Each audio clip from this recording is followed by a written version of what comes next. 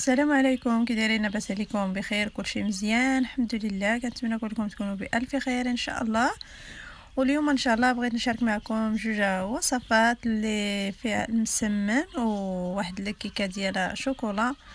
وكنحتاج في المسمن زلفه ديال الفورس، وجوج كيسان صغار ديال الفينو، نص معلقه ديال الخميره، وشويه ديال الملحه والماء عادي ديال الروبيني حيت المسمن ما كيخمرش.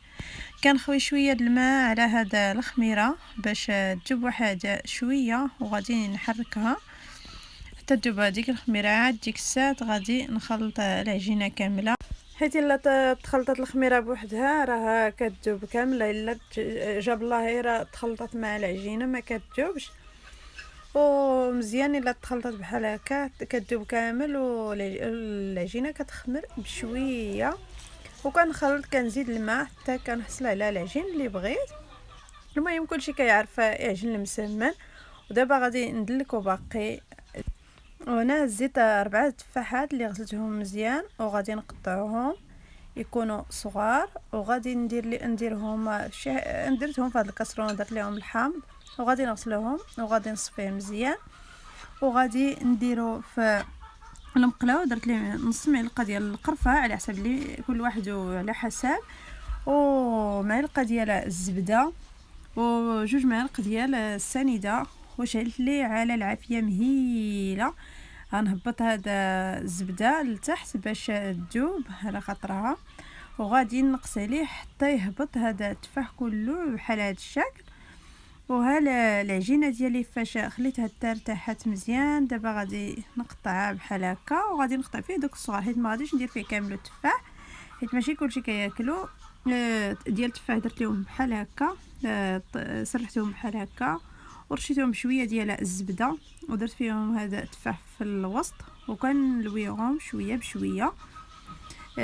وحتى حيت الا درتو كبار ما تقدروش تهزوهم، الا غادي تحطوهم في اللاطه وكتوركوا عليهم واحد شويه حتى يتلصق العجينه من الجهه الاخرى.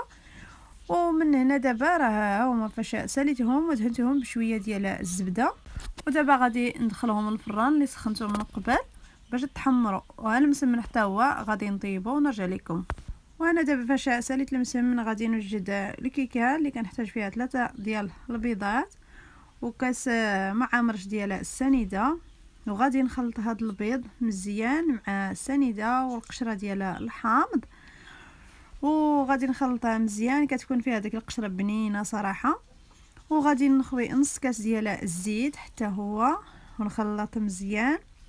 وكنحتاج فيه جوج كاسونس ديال الدقيق. وفاش غادي نخلط هاد المقادير غادي نزيد نص كاس ديال الحليب، حليب عادي. وغادي نزيد جوج معالق ديال كاكاو مر ونخلطها مزيان. وعاد ديك الساعه غادي نزيد كاس ونص ديال الدقيق اللي غادي نغربلو حتى هو، وجوج خمارات. وغادي نخلط الخليط ديالي مزيان. والفران شعلته من قبل باش يسخنوا واحد شويه بما نوجد الكيكه ديالي اللي غادي ندخلها للفران باش ما تعطلش. هاني دابا فاش خلطت الكيكه اللي بغى يزيد الشوكولاته يزيدهم ولا اللوز ولا الكركاع غيزيدوا في العجينه. وغادي نحطها دابا في الفران باش تحمر كدي 15 دقيقه حتى 20 دقيقه. وها هي ها هو المسمن ديالي فاش وجدته. الكيكه درت ليها دانيت شوكولا من الفوق والكركاع ولا كاجو والمسمن ديال التفاح. وكنتمنى لنا الاعجاب ديالكم.